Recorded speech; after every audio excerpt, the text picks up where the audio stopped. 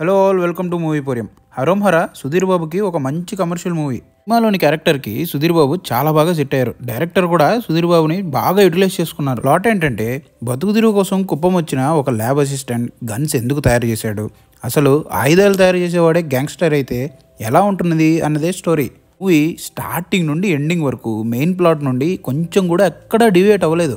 First హాఫ్లో ఆ elevation scenes and fight sequences చాలా బాగా రాసుకున్నారు డైరెక్టర్, అండ్ సేమ్ అలానే ఎగ్జిక్యూట్ చేశారు కూడా. ఆ ఎలివేషన్ సీన్స్ అన్ని చాలా బాగా వర్కౌట్ అయ్యాయి. వాటికి పెద్ద plus point Chetan Bharadwaj background మ్యూజికే. సినిమాలో నాకు బాగా నచ్చిన ఇంకో విషయం ఏంటంటే సినిమాటోగ్రఫీ అండ్ ప్రొడక్షన్ వాల్యూస్ ఎక్కడ కూడా కొంచెం కూడా కాంప్రమైజ్ అవ్వలేదు.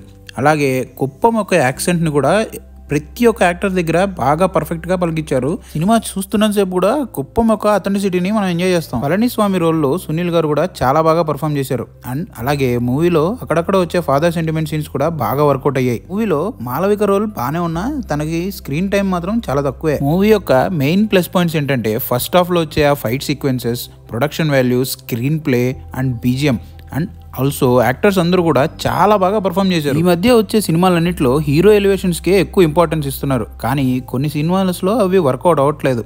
ఈ మూవీలో మాత్రం జ్ఞానసాగర్ బాగా ఎగ్జిక్యూట్ చేశారు. ఫస్ట్ హాఫ్ లాగే సెకండ్ హాఫ్ కూడా ఇంట్రెస్టింగ్గా ఉంటుంది అనుకున్నా, కానీ సెకండ్ హాఫ్లో ఎక్కడో అన్వాంటెడ్ డ్రామా పెట్టినట్టు అనిపించింది.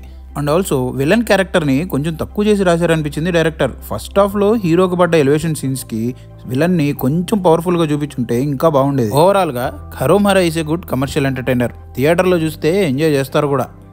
ఇది ఇవాళ రివ్యూ. వీడియో మీకు నచ్చినట్టయితే లైక్ చేసి సబ్స్క్రైబ్ చేయండి, అలాగే షేర్ చేయండి. మాకు మీరు ఏమైనా చెప్పాలనుకుంటే కింద కామెంట్ సెక్షన్లో తెలియజేయండి.